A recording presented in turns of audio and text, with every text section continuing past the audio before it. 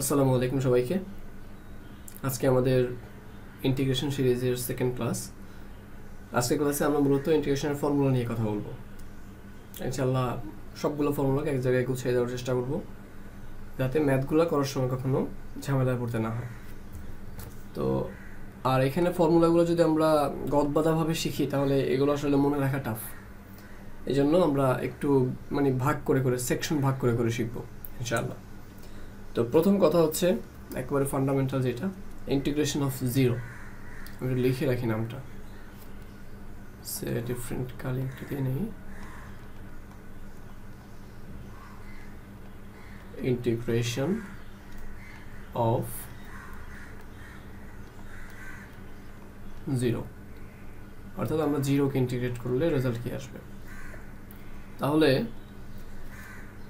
যদি দেখি যে এক্ষেত্রে একটাই ফর্মুলা থাকবে, তো আমরা নাম্বার 1 দিলাম, integration of zero and D X, এটা সমান কি আসবে। আচ্ছা, আমরা বললাম যে integration is the reverse process of differentiation, তার মানে ইন্টিগ্রেশনের ফর্মুলা ডিফারেন্সিয়েশন অর্ধেক, মানে উল্টা আর কি। তাহলে এখানে zero of D X, integration of zero D X, এই কথাটার মানে হইতেছে কার ডিফারেন্সিয়েশনের মান হচ্ছে জিরো। মানে ভাষাটা এভাবে বলতে হবে যে ইন্টিগ্রেশন অফ জিরো ডিএক্স, এই জিরো ডিএক্স এর মানে হইতেছে কার ডেরিভেটিভের মান হচ্ছে জিরো, ওইটাই আমার রেজাল্টের জায়গায় বসবে। তাহলে কার ডেরিভেটিভের মান জিরো, আমরা তো জানি যে একটা কনস্ট্যান্টকে ডিফারেন্সিয়েট করলে আমরা এই পাশে মূলত ইন্টিগ্রেশনের ফর্মুলাগুলো লিখব, আর প্রয়োজনের স্বার্থে এই পাশে মাঝে মধ্যে ডিফারেন্সিয়েটের বা ডিফারেন্সিয়েশনের ফর্মুলাগুলো লেখা রাখতে পারে। তো ওই সূত্রে আমরা তো জানি যে ডিএক্স অফ একটা ধ্রুবক, একটা কনস্ট্যান্ট, তাকে ডিফারেন্সিয়েট করলে রেজাল্ট জিরো আসে। আর আমাকে এই যে জিরো কমা দিয়ে ডিএক্স, জিরো কমা দিয়ে ডিএক্স, এই কথাটা আমাকে কি বলতেছে, এই যে নীল কালার ব্র্যাকেট দিয়ে অংশটা, এটা আমাকে বলতেছে কার ডিফারেন্সিয়েশনের মান জিরো। এটা বাংলায় তোমরা এখানে লিখে রাখো যে কার ডিফারেন্সিয়েশন এর মান হচ্ছে জিরো। এই কোয়েশ্চেনটা করে এই অংশটুকু দ্বারা আমরা এতটুকু একটা কোয়েশ্চেন বুঝি। তাহলে কার ডিফারেন্সিয়েশনের মান জিরো, কনস্ট্যান্টের ডিফারেন্সিয়েশনের মান জিরো, সুতরাং এখানে একটা কনস্ট্যান্ট হবে আমার রেজাল্ট। অর্থাৎ জিরোকে ইন্টিগ্রেট করলে আমাদের রেজাল্ট চলে আসে কত, একটা কনস্ট্যান্ট। আর এই লেখাটা তুমি নিচে লিখে রাখো যে কার ডিফারেন্সিয়েশনের মান জিরো। সিমিলারলি আমি যদি এরকম কখনো লেখা হয় যে আমি এরকম ইন্টিগ্রেশন অফ সাইন এক্স দিলাম, তারপর এখানে ডিএক্স দিলাম, এর মানে হচ্ছে এরকম যে ব্র্যাকেটকৃত অংশটা বা মার্ক করা অংশটা, এটা দ্বারা বোঝাবে যে কার ডিফারেন্সিয়েশনের মান সাইন এক্স। যেটার ডিফারেন্সিয়েশনের মান সাইন এক্স, তুমি রেজাল্টে সেটা লিখবা। আমরা জানি যে মাইনাস কজ এক্স এর ডিফারেন্সিয়েশনের মান সাইন এক্স, সেটা আমরা চেক করলে পাবো, তা আমরা ওইটা রেজাল্টটা লিখবো আর কি। তো আমরা ওইদিকে পরে যাবো, বাট আপাতত এই লাইনটার মানেটা কি, অর্থাৎ জিরো ডিএক্স এর পরে অর্থাৎ সামথিং কোনো একটা ফাংশন থাকবে অথবা কনস্ট্যান্ট থাকবে, তারপরে ডিএক্স থাকবে, এই পুরো পার্টটা আমাকে কি প্রশ্ন করে সেটা জানা। কার ডিফারেন্সিয়েশনের মান, এই ডিএক্স দ্বারা বলবে কার ডিফারেন্সিয়েশনের মান, এই আনসারটা। তাহলে কার ডিফারেন্সিয়েশনের মান সাইন এক্স, ওইটার রেজাল্ট আমরা পরে লিখবো। সিমিলারলি এখানে কার ডিফারেন্সিয়েশনের মান হচ্ছে জিরো, আমরা লিখতে পারি কনস্ট্যান্টের ডিফারেন্সিয়েশনের মান হচ্ছে জিরো। আশা করি এতটুকু ক্লিয়ার। ওকে, তো এরপরে আমাদের 2 নাম্বার ফর্মুলা বা 2 নাম্বার পোর্শন। এখানে মূলত আমরা কথা বলবো integrating the constant, integrating the constant, অর্থাৎ কোনো ধ্রুবক মানকে যদি আমরা ইন্টিগ্রেশন করি। দেখো, প্রথমে আমরা কাকে ইন্টিগ্রেট করছি, জিরোকে ইন্টিগ্রেট করছি। তো জিরোকে ইন্টিগ্রেট করে রেজাল্ট এসে একটা কনস্ট্যান্ট। এবার যদি আমরা কোনো কনস্ট্যান্টকে ইন্টিগ্রেট করি তাহলে রেজাল্টে কী আসবে সেটা একটা চিন্তা করার বিষয়। তো আমরা কিন্তু প্রথমে বলছিলাম যে আমরা এই পাশে যা লিখবো ওইটা ইন্টিগ্রেশন ফর্মুলা, আর প্রয়োজনের স্বার্থে কখন যদি এই পাশে লিখি ওইটা হচ্ছে ডিফারেন্সিয়েশন ফর্মুলা। তো দেখো, যদি একটা কনস্ট্যান্ট দিই, আমরা সে প্রথমে 1 দিয়ে করি। আমরা যদি কোনো এক নাম্বার সূত্র ইন্টিগ্রেশন অফ 1 ইন্টু ডিএক্স, এটার রেজাল্ট হইতেছে, এটার রেজাল্ট আমি তো বলি আগে যে 1 ডিএক্স কথাটার মানেটা কি, এই কথাটার মানে হচ্ছে কার ডিফারেন্সিয়েশন মান হচ্ছে 1। তো তোমরা জানো যে এক্সকে ডিফারেন্সিয়েট করলে রেজাল্ট আসে 1, তাহলে আমাদের এখানে লিখতেই পারি যে রেজাল্টে এক্স লিখতে পারি। বুঝতে পারছি? তাহলে যার ডিফারেন্সিয়েশনের মান 1 সেই মানটাই রেজাল্টে বসবে, এবং আমরা জানি যেহেতু এটা ইনডেফিনিট ইন্টিগ্রাল, প্রথম ক্লাসে বলছিলাম এগুলোর সাথে একটা করে কনস্ট্যান্ট যোগ হবে, তো আমরা কনস্ট্যান্ট যোগ করলাম। ঠিক আছে, তো এটার জন্য ডিফারেন্সিয়েশনের ফর্মুলা লেখা লাগবে না, আই থিঙ্ক এটা বুঝে গেছো। তো এটার জন্য এবার আমরা একটা জেনারেল ফর্মুলা শিখে রাখি। তো এখন আচ্ছা আমি যদি আরেকটা বলি, জেনারেল ফর্মুলা হচ্ছে ইন্টিগ্রেশন অফ যে কোনো কনস্ট্যান্টকে আমরা কে দিয়ে প্রকাশ করলাম, কে ইন্টু ডিএক্স সমান, এটার রেজাল্ট কী হবে? তাহলে এই যে কে অফ ডিএক্স, এটার মানেটা কি? এটার মানে হচ্ছে কার ডিফারেন্সিয়েশনের মান হচ্ছে কে। কার ডিফারেন্সিয়েশনের মান কে সেটা তুমি দেখো তো, তুমি যদি এখানে কে এক্স লেখো, সে কে এক্সের ডিফারেন্সিয়েশনের মানই তো কে, কারণ কে একটা কনস্ট্যান্ট সামনে চলে যাবে, এক্সকে এক্সের সাপেক্ষে ডিফারেন্সিয়েট করে রেজাল্ট হচ্ছে 1, তার মানে শুধু কে থাকতেছে, অর্থাৎ কে এক্সকে ডিফারেন্সিয়েট করে তুমি কে পাইতেছো। আর এই জিনিসটা আমাকে কি জিজ্ঞেস করতেছে, কে অফ ডিএক্স আমাকে জিজ্ঞেস করতেছে কার ডিফারেন্সিয়েশনের মান কে, তাহলে আমি বলতেছি কে এক্সের ডিফারেন্সিয়েশনের মান হচ্ছে কে, এভাবে লিখতে পারি। এরপরে প্লাস এখানে সি দিয়ে দিব। আমি এখানে কে দ্বারা যে কোনো কনস্ট্যান্ট বোঝানো হয়েছে, এখানে কে দ্বারা যে কোনো কনস্ট্যান্ট বোঝানো হয়েছে। সে আমি যদি এরকম একটা এক্সাম্পল দিই এবার, যে ইন্টিগ্রেশন অফ 5 ইন্টু ডিএক্স, তো দেখো এখানে তুমি যেই কনস্ট্যান্ট লিখবা সেই কনস্ট্যান্টের সাথে এক্স গুণ করবা। তো যেহেতু আমি এখানে 5 লিখলাম, তার মানে এখানে কত হবে? 5x হবে, 5x প্লাস সি। আমি যদি এখানে 6dx বলতাম তাহলে কী হবে? 6x plus C. সহজ হিসাব। তাহলে এটা হচ্ছে আমাদের ইন্টিগ্রেশন অফ কনস্ট্যান্ট বা কোনো একটা কনস্ট্যান্ট সংখ্যাকে কীভাবে ইন্টিগ্রেট করা হয়। আর 1 অফ ডিএক্সকে ইন্টিগ্রেট করে যা পাই এটাকে মাঝে মধ্যে বেস ফর্মুলা বলে, একটু জেনে রাখবো আর কি নামটা, বেস ফর্মুলা। আমি কিন্তু প্রত্যেকের নামের বাংলা বলি, তো তোমরা ইংরেজিতে লিখতে না চাইলে বাংলা লিখে রাখতে পারবা। আচ্ছা, এরপরে হচ্ছে আমাদের আরেকটা বিগেস্ট আইডিয়া, সেটা হচ্ছে পাওয়ার রুল। দেখো আমরা কিন্তু সেকশন ভাগ করতেছি, এভাবে সেকশন ভাগ করে পড়লে এগুলো মনে রাখা ইজি হবে ইনশাআল্লাহ। পাওয়ার রুল, তো পাওয়ার রুলটা এটা আসলে আরও একটা বড় অংশ, যেমন আমরা কিছুক্ষণ পরে অ্যালজেব্রিক ফাংশন নামে একটা পার্ট পড়বো, ওই পার্টে অসংখ্য ফর্মুলা আছে, মানে অসংখ্য না, মোটামুটি অনেক বড় অনেকগুলো ফর্মুলা আছে এবং একটু জটিল টাইপেরও।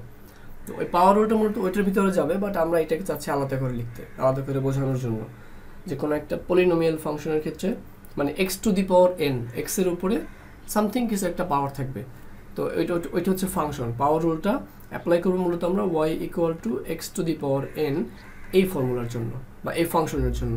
ঠিক আছে, তাহলে যদি আমরা রুলসটা অ্যাপ্লাই করি তাহলে দেখো, এক নম্বরে আমি যদি ইন্টিগ্রেশন করি X to the power N কে উইথ রেসপেক্ট টু ডিএক্স, তাহলে এটা আমাকে কী দিচ্ছে রেজাল্ট, এটা আমাকে কী রেজাল্ট দিবে? এটা আমাকে রেজাল্ট দিবে এখানে যে এক্স আছে সে এক্সটা তোমাদের বেস, আমরা জানি এটাকে বেস বলে বা ভিত্তি বলে, আর উপরে এন আছে, দিস ইজ পাওয়ার, তাই না? তো এই পাওয়ারটা একটা চেঞ্জ আসবে, এই জন্যই পাওয়ারটা নিয়ে এখানে মূলত পরিবর্তনগুলো হবে, এই জন্য এটাকে পাওয়ার রুল বলা হয়। তাহলে প্রথমে এখানে একটা ফ্র্যাকশন আসবে রেজাল্টে, তার মধ্যে লবে বা লবে উপরে থাকবে x to the power 1 increase হবে। ধরো এন এর মান 5, সেটা এন এর সাথে 5-এর সাথে 1 যোগ করে 6 লিখবা, অর্থাৎ এখানে যত পাওয়ার থাকবে পাওয়ার তার চাইতে 1 বাড়বে, x to the power N plus 1, এটা মানে ফর্মুলা আকারে, বাট তুমি জাস্ট মনে রাখবে 1 বাড়বে। এরপরে টোটাল যত পাওয়ার আসবে, এখানে টোটাল যত পাওয়ার পরবর্তীতে আসবে তুমি সেই পাওয়ারকে আবার নিচে লিখে দিবা, দ্যাট মিনস নিচে তুমি আবার এন প্লাস 1 লিখে দিবা। বুঝতে পারছি? এটাকে পাওয়ার রুল বলা হয়। তো এই পাওয়ার রুলটার ক্ষেত্রে তো আমরা চাইলে একটা এক্সাম্পল এখানে পাশে দিতে পারি, যে সে integration of X to the power 2 of D X. তো এখান থেকে কত আসবে বলো? তুমি বলতে পারো ভাই এখানে পাওয়ার ছিল 2, তার মানে আমি 1 বাড়াবো আর সেইটা দিয়ে ভাগ করে দিব, X to the power 3 divided by 3, এটা হচ্ছে আমার রেজাল্ট। এবং এগুলোর সাথে অবশ্যই কী আসবে বলো? প্লাস দিয়ে কনস্ট্যান্ট আসবে।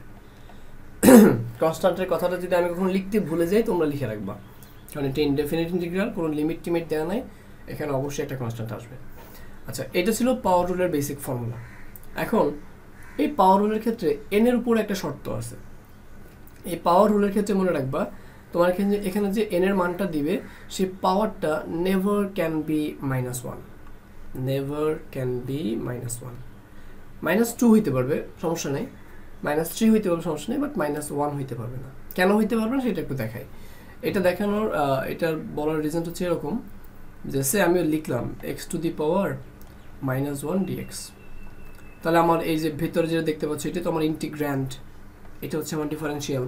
এর মানে আমি এই এক্স টু দি পাওয়ার -1টাকে কার সাপেক্ষে ডিফারেন্সিয়েট করবো? এক্স এর সাপেক্ষে ডিফারেন্সিয়েট করবো।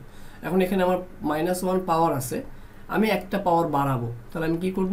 ফ্র্যাকশন লিখবো, এক্স টু দি পাওয়ার -1 আগে ছিল, তার সাথে 1 বাড়াবো +1, এরপরে পুরোটাকে নিচে লিখবো, তাহলে -1 আবার +1 নিচে লিখলাম। তাহলে দেখো তো উপরে কি আসতেছে, উপরে আসতেছে x⁴, আর নিচে কি আসতেছে 0 আসতেছে। তাহলে x⁴ সমান কত 1, something to the power 0 equal to 1 always, but নিচে তো 0 আসতেছে। এখন 1/0 সমান কি, 1/0 সমান কি, 1/0 সমান হচ্ছে ইনফিনিট, অথবা সহজ ভাষায় বলে ইনফিনিটি না বলে এটাকে আমরা ইনডিটারমিনেট বলতে পারি, বা বাংলায় বলে অসংজ্ঞায়িত বলতে পারি, আনডিফাইন্ড বলতে পারি। কেন বলতে পারি, কারণ কোনো কিছুকে 0 দ্বারা আসলে ভাগ করা যায় না, কোনো কিছুকে আসলে কি 0 দ্বারা ভাগ করা যায় না, এটাকে এই জন্য আমরা এটাকে বলতে পারি আনডিটারমিনেট বা আনডিফাইন্ড বলতে পারি, আনডিফাইন্ড বলতে পারি। ঠিক আছে, তাহলে দেখো তো আমি যদি এখানে n এর মানটা -1 দেই, তাহলে আমি কি কোনো ভ্যালিড কোনো মান পাইতেছি? আমি তো ভ্যালিড কোনো মান পাচ্ছি না, আমি একটা আনডিফাইন্ড ভ্যালু পাইতেছি যার কোনো রেজাল্ট নাই। বুঝতে পারছি কথাটা? অর্থাৎ 1/0 বা কোনো কিছুকে 0 দিয়ে ভাগ কেন করা যায় না, এটাকে চাইলে একটু ছোট্ট করে বলতে পারি এক্সপ্লেনেশনটা, তাহলে ক্লিয়ার হবে। সে আমি তোমাকে বললাম যে 6/2, এটার রেজাল্ট কত 3, তাহলে এটার রেজাল্ট 3 কেন? দেখো আমরা উপরে 6কে ভাগ করতেছি 2 দ্বারা, যেই সংখ্যাকে ভাগ করব 2 দ্বারা সেটা মানে সিস্টেমটা কেমন দেখো, 6 থেকে আমি 6কে 2 দ্বারা ভাগ করব, দ্যাট মিনস আমি 2কে মাইনাস করতে থাকবো, একবার মাইনাস করলাম 6 - 2 সমান 4 আসছে, আমি আবার মাইনাস করব, 6 - 2 - 2 সমান কত আসছে 2 আসছে, আমি আবার মাইনাস করব, তারপর আবার কত হবে 0 হবে। তাহলে 6 থেকে আমি টোটাল কতবার 2 মাইনাস করলে রেজাল্টটা 0 আসে? দেখো 6 থেকে আমি টোটাল 3 বার 2 মাইনাস করলে রেজাল্টটা 0 আসে। তাহলে আমি যতবার, অর্থাৎ 3 টাইমস আমি যতবার 2কে সাবট্রাক্ট করতেছি অথবা মাইনাস করতেছি, সে যতবার ওইটাই হচ্ছে আমার ভাগফলের রেজাল্ট। তাহলে আমি ভাগে 3 লিখলাম কেন? কারণ আমি 6 থেকে উপরের 6 থেকে নিচের 2কে 3 বার বিয়োগ করতে পারি, যতবার বিয়োগ করতে পারি ততটা হচ্ছে আমার ভাগের রেজাল্ট। এখন এখানে প্রশ্ন বলা হয়েছে 1/0, সে 1/0 বলা হয়েছে। এখন 1 মানে ব্যাপারটা বুঝিও, 6 থেকে উপরেরটা, 6 থেকে 2কে কতবার মাইনাস করে করে আমি রেজাল্ট 0 পাইছি, তাহলে 6 থেকে 2কে 3 বার মাইনাস করে রেজাল্ট 0 পাইছি। বাট এখানে কি এটা সম্ভব? 1 থেকে 0কে তুমি কতবার মাইনাস করে রেজাল্ট 0 পাবা? 1 থেকে 0কে তুমি যতবার মাইনাস করো, এখানে কি 0 আসবে? নেভার এন্ডিং, এটা কখনোই এরকম 0 সাবট্রাক্ট করতে করতে এটা ইনফিনিটি টাইমস হয়ে যাবে, বাট এটা কখনো 0 আসবে না। তার মানে আমি তো এখানে কতবার, এটা কিন্তু নির্দিষ্ট কোনো মান পাচ্ছি না। আবার এই দিক বরাবর হিসাব করলে পজিটিভ ইনফিনিটি, আবার অন্য আরেকটা ব্যাখ্যা আছে যে দিক বরাবর হিসাব করলে ঋণাত্মক দিক বরাবর ইনফিনিটি। আলটিমেটলি আসলে আমি কোনো দিকে নির্দিষ্ট করতে পারতেছি না যে আসলে কতবার বিয়োগ করলে 1 থেকে কতবার 0 বিয়োগ করলে রেজাল্ট 0 হবে, তার মানে এটা ডিফাইন করা যায় না। বুঝতে পারছি কথা? তাহলে এবার দেখো 1/0 মিনস 1 থেকে 0কে কতবার বিয়োগ করে টোটাল রেজাল্ট 0 বানানো পসিবল, এটা হচ্ছে নেভার পসিবল, কখনোই পসিবল না। এই জন্য আমরা এটাকে বলতে পারি কি আনডিফাইন্ড, মানে এটা কখনো ডিফাইন করা যায় না অথবা নির্ণয় করা যায় না। তাহলে এখন দেখো তুমি যদি n এর মানটা -1 ধরো, তাহলে কিন্তু পুরো রেজাল্টটা আনডিফাইন্ড চলে আসতেছে। তার জন্য এই পাওয়ার রুলের একটা রেস্ট্রিকশন হচ্ছে এই যে n এর x⁴n দেখতে পাচ্ছ, সেখানে n এর মানটা নেভার ক্যান বি -1, -2 হইতে পারবে, -3 হইতে পারবে, নট এ প্রবলেম, বাট -1 হতে পারবে না। বোঝা গেছে কথা? তাহলে এখান থেকে আরেকটা ব্যাপার ক্লিয়ার হয়ে নাও যে -1 হওয়ার মানটা কি। -1 হওয়ার মান হচ্ছে যে যদি এইভাবে লিখি ইন্টিগ্রেশন অফ x⁻−1 dx, এটা যে কথা ইন্টিগ্রেশন অফ 1/x dx একই কথা, কারণ x⁻−1 মানে কি 1/x। তাহলে এই 1/x এর ডিফারেন্সিয়েশনটা তুমি পাওয়ার রুল অ্যাপ্লাই করে করতে পারবে না। এটা ডিফারেন্সিয়েশন আছে, বাট এটাকে তুমি উপরোক্ত পাওয়ার রুল অ্যাপ্লাই করে রেজাল্টটা বের করতে পারবে না। বোঝা গেছে কথা? তো আমাদের পাওয়ার রুলের কনসেপ্টটা হচ্ছে এই পর্যন্ত। এরপরে আমরা দেখো তাহলে প্রথমে কি বললাম, আমরা 0কে ইন্টিগ্রেট করলাম, 0কে ইন্টিগ্রেট করে কি পাইলাম রেজাল্টে? একটা কনস্ট্যান্ট পাইলাম। আর এই জিনিসটা ভালো করে জানলাম যে সামথিং একটা ফাংশন বা ইন্টিগ্র্যান্ড, এরপরে ডিফারেন্সিয়াল, এই দুইটাকে পাশাপাশি বসালে এটার মানেটা কি, এই জিনিসটা আমাকে একটা প্রশ্ন করে। sin x dx এই লেখার পার্টটুকু আমাকে একটা প্রশ্ন করে যে কার ডিফারেন্সিয়েশনের মান sin x। আমি যদি sin x এর জায়গায় অন্য কিছু লিখতাম, সে tan x লিখলাম, tan x dx, তার মানে এই পোর্শনটা আমাকে একটা কোয়েশ্চেন করতেছে যে কার ডিফারেন্সিয়েশনের মান হচ্ছে tan x। তো এই কনসেপ্টটা যদি এইভাবে আমরা চিন্তা করতে পারি, বাংলা ভাষায় এইভাবে বলতে পারি, তাহলে দেখবে অনেকগুলো ম্যাথের অনেক মানে ফর্মুলা তুমি ইজিলি অ্যাপ্লাই করতে পারতেছো, কোনো ঝামেলা হবে না। এরপরে ইন্টিগ্রেটিং দ্য কনস্ট্যান্ট, অর্থাৎ কোনো কনস্ট্যান্ট দেওয়া থাকলে রেজাল্টে কী হবে, সেই কনস্ট্যান্টের সাথে শুধুমাত্র x গুণ হয়ে যাবে। এটাকে এই পার্টটা থেকে আমরা এখান থেকে বুঝতে পারতেছি, বাট এটাকে আরও একটা ডিফারেন্ট ওয়েতে ব্যাখ্যা করা যায়, সেটা আমরা কিছুক্ষণ পরেই দেখব। তো এখন দেখো এরপর হচ্ছে পাওয়ার রুল। পাওয়ার রুল মানে কি, y equal to x to the power ফাংশনের জন্য সবসময় পাওয়ার রুলটা অ্যাপ্লিকেবল হবে, বাট n এর মানটার উপর একটা রেস্ট্রিকশন আছে, n এর মান নেভার ক্যান বি -1।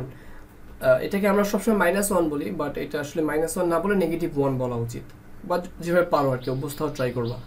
তাহলে x টু দি পাওয়ার -1 অথবা n এর মানটা কি নেভার ক্যান বি -1, এটা হইতে পারবে না। এটা হইলে সেই ফাংশনটাকে আমরা পাওয়ার রুলের মাধ্যমে ইন্টিগ্রেট করতে পারবো না। পাওয়ার রুলের মাধ্যমে ইন্টিগ্রেট করতে গেলে আমাদের রেজাল্টটা কি চলে আসবে, আনডিফাইন্ড চলে আসবে, 1/0 চলে আসবে।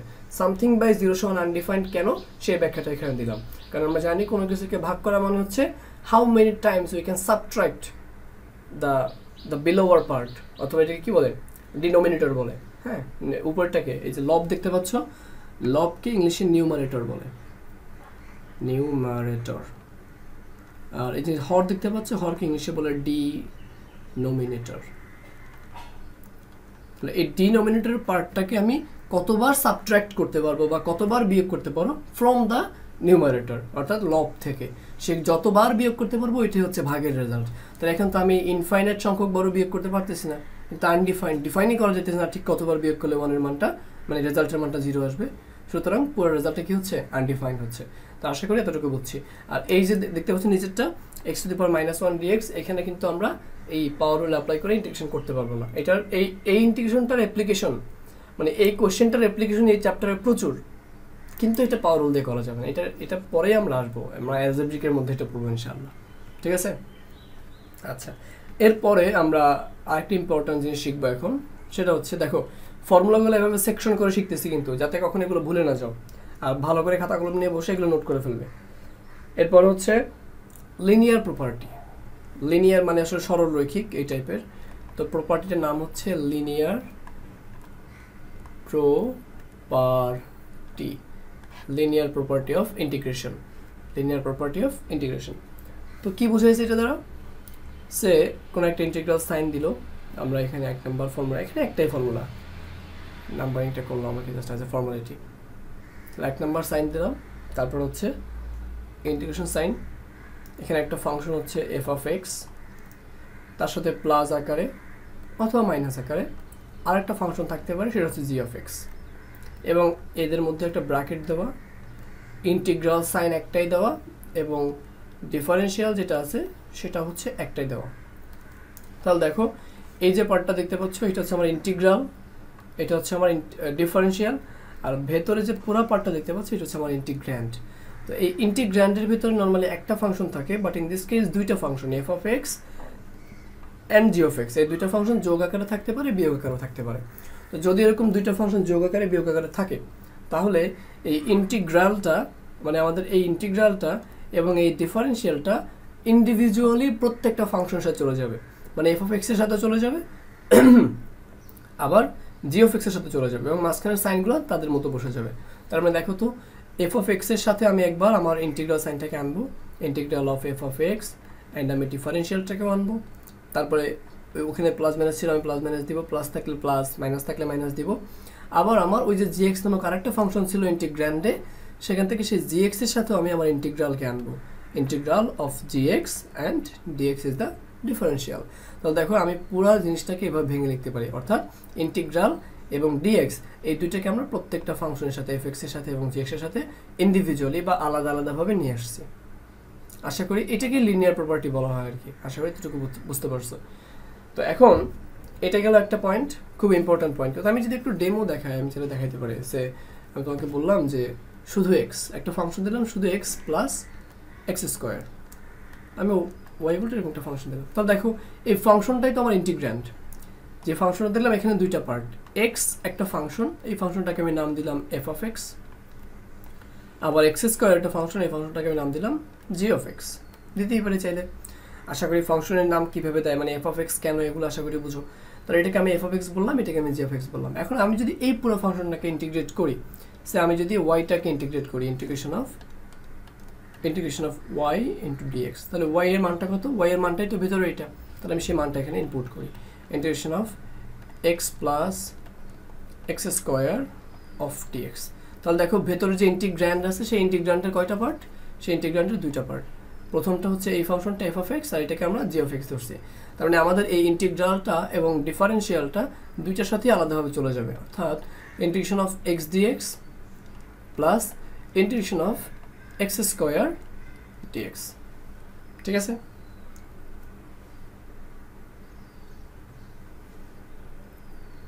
Integration of x square dx. তাহলে এটা হচ্ছে আমাদের কি লিনিয়ার প্রপার্টি, অর্থাৎ এরকম দুইটা ফাংশন যোগাকার থাকলে বিয়োগাকার থাকলে আমার ইন্টিগ্রাল এবং ডিফারেন্সিয়াল দুইটা ইন্ডিভিজুয়ালি সবার সাথে চলে যাবে। এই কনসেপ্টটা খুব বেশি কাজে লাগবে যখন আমরা পলিনোমিয়াল ইকুয়েশনের ম্যাথগুলো করবো ইনশাল্লাহ। আর পলিনোমিয়াল মানে কি এগুলো আমি বুঝাই বলবো, এগুলো নিয়ে প্যারা করার কিছু নেই। ওকে, এরপরে হচ্ছে আমাদের স্কেলার মাল্টিপ্লিকেশন। তাহলে লিনিয়ার প্রপার্টি বললাম, লিনিয়ার প্রপার্টি পড়ার পরে আমাদের আরেকটা প্রপার্টি কি বলো, স্কেলার মাল্টিপ্লিকেশন। ভালো করে মনে রাখবা, স্কেলার সংখ্যা হচ্ছে, তুমি তো জানো যে স্কেলার মানে কি, যে কোনো স্বাভাবিক একটা সংখ্যা আর কি। স্কেলার মাল্টিপ্লিকেশন, স্কেলার দ্বারা এখানে যে কোনো রিয়েল নাম্বার বোঝানো হয়েছে, মানে কোনো ভেক্টর টাইপের কোনো কিছু নয়, কোনো ঝামেলা নেই, শুধুমাত্র একটা সংখ্যা। It can be negative, it can be positive, it can be fraction, যা কিছু হইতে পারে, মানে ভগ্নাংশ, ধনাত্মক, ঋণাত্মক সব কিছু হইতে পারে।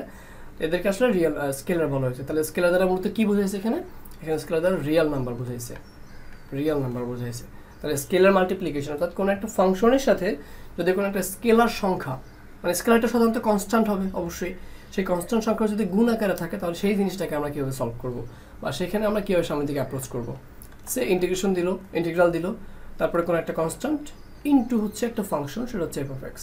তাহলে constant into F of x, এরপরে এখানে দিল আমার ডিফারেন্সিয়াল বা ডিএক্স।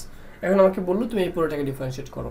তখন আমি এই যে স্কেলার যেটা, মানে এই যে সি নামক যে স্কেলারটা, সি নামক যে স্কেলারটা এখানে মাল্টিপ্লাই করা হয়েছে, সেই স্কেলারটাকে আমি কোথায় নিয়ে আসবো, সামনে নিয়ে আসবো, এবং আমার বাকি পার্টটাকে অর্থাৎ এফ অফ এক্সটাকে ডিএক্সটাকে আমি জায়গা বরাবর রেখে দিব। এটাকে বলা হয় স্কেলার মাল্টিপ্লিকেশন। এই সেম রুলটাই আমরা উপরে অ্যাপ্লাই করছিলাম। ঠিক আছে, একটু খেয়াল করে দেখি আমরা এখানে কিন্তু এই যে কে এক্স এর ফর্মুলা করছিলাম। তাহলে কে ইজ দ্য কনস্ট্যান্ট, খেয়াল করো তো এফ অফ কে এক্সটাকে আমি ভেঙে লিখতে পারি কিনা, ইন্টিগ্রেশন অফ কে ডিএক্স, এটাকে আমি লিখতে পারি কে ইন্টু 1 ইন্টু ডিএক্স। তাহলে এই কেটা একটা কনস্ট্যান্টের মতো তো না, সেই কনস্ট্যান্টটাকে আমি কী করবো, সামনে নিয়ে আসবো। তাহলে কে ইন্টু 1 ইন্টু ডিএক্স। তো 1 ইন্টু ডিএক্স কি করলে আমরা জানি রেজাল্ট কি আসবে, এক্স আসবে, কে জায়গায় কে থাকবে আর রেজাল্ট এক্স এখানে বসে যাবে। এরপর এখানে আমরা প্লাস সি দিয়ে দেবো। বোঝা গেছে কথা? তাহলে এইটা কিন্তু এই সেন্স থেকেও আমরা, বা এই বেস ফর্মুলা আমরা কী বলে স্কেলার মাল্টিপ্লিকেশনের ফর্মুলা থেকে, কনসেপ্ট থেকে আমরা এই ইন্টিগ্রেটিং দ্য কনস্ট্যান্ট কনসেপ্টটাকে ব্যাখ্যা করতে পারি বা এক্সপ্লেন করতে পারি। তো আমাদের স্কেলার মাল্টিপ্লিকেশনটা বোঝা গেছে। এবং এইটা মনে রাখতে হবে যে স্কেলারটা মাল্টিপ্লিকেশন, নট অ্যাডিশন, মানে যোগ বিয়োগ থাকতে পারবে না, কি থাকবে, গুণ আকারে থাকবে। শুধুমাত্র গুণ আকারে থাকলেই তুমি এটাকে সামনে নিয়ে আসতে পারবা কোনো ঝামেলা ছাড়া।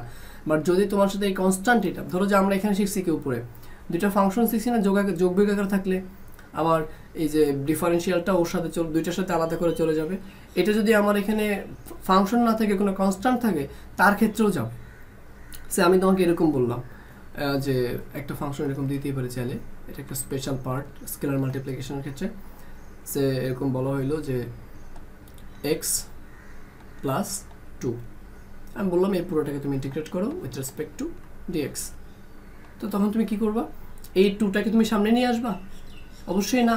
কেন না? কারণ এখানে 2টা আসলে গুণ আকারে নেই, কি আকারে আছে, যোগ আকারে আছে, অথবা বিয়োগ আকারে থাকলেও তুমি সামনে আনতে পারবে না। এই স্কেলার মাল্টিপ্লিকেশন দ্বারা বুঝাইছে যে এই টাইপের রুলসগুলো, মানে সামনে আনার টাইপের রুলসগুলো শুধুমাত্র মাল্টিপ্লিকেশন ক্ষেত্রে অ্যাপ্লিকেবল। তাহলে তোমার এক্ষেত্রে কী করা লাগবে, এই ইন্টিগ্রালটাকে এবং ডিফারেন্সিয়ালটাকে দুইটার সাথে নিয়ে যাওয়া লাগবে আলাদা করে। তাহলে integration of x dx plus integral of 2 into dx. তাহলে এটাকে তুমি করলে কী পাবে বলো, এক্স স্কোয়ার ডিভাইডেড বাই 2 পাবে, আর 2কে ইন্টিগ্রেট করলে 2x পাবে, প্লাস দিয়ে কনস্ট্যান্ট আসবে। তো এটা হচ্ছে প্রসিডিওর। বোঝা গেছে কথা? অর্থাৎ আর যদি আমার এখানে এরকম থাকতো ইন্টিগ্রেশন অফ 2x, মানে x ইন্টু 2 অথবা 2x dx, তখন তুমি কী করতে, তুমি 2 এর সাথে এবং x এর সাথে আলাদা করে নিতা না, 2 এর সামনে চলে আসতো, integration of x dx equal to 2x square divided by 2 plus একটা কনস্ট্যান্ট। তাহলে এই অংশটা এবং এই অংশটার মধ্যে যে পার্থক্য, এটা কিন্তু বুঝতে হবে। এটা না বুঝলে পুরো কনসেপ্টটা কিন্তু কাজে আসবে না। তাহলে আমরা স্কেলার মাল্টিপ্লিকেশনটা দেখলাম। এরপরে আমরা আরেকটা বিগেস্ট পার্ট নিয়ে কথা বলবো, মানে বিগেস্ট না, মোটামুটি ভালো একটা কনসেপ্ট, সেটা হচ্ছে এক্সপোনেনশিয়াল ফাংশনের ইন্টিগ্রেশনটা কীভাবে করতে হবে। তাহলে আমাদের টপিকের নাম হচ্ছে কি বলো, এক্সপোনেনশিয়াল।